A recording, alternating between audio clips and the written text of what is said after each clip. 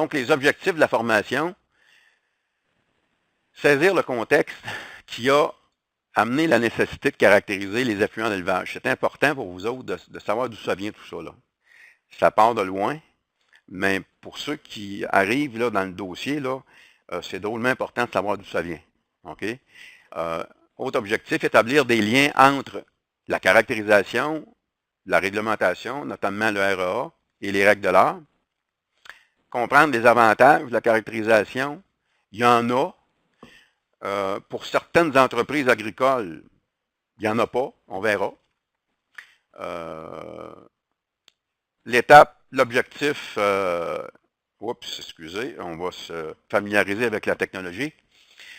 Ici, là, je le redis encore, là, validation, donc valider et interpréter les résultats de caractérisation, c'est probablement un des éléments les plus importants de la formation. C'est pas que c'est compliqué, mais c'est que si on passe outre ces étapes-là, vous vous mettez souvent dans des situations inconfortables. Donc, ça va être très, très important. Et c'est traité sur la base de connaissances. On va s'approprier, bon, bien sûr, les différentes étapes des protocoles de caractérisation. Il y a 2 protocoles actuellement qui ont été validés par l'IRDA. Donc, il y a un protocole dans l'ISIE de porc qui est applicable à tous les fumiers liquides.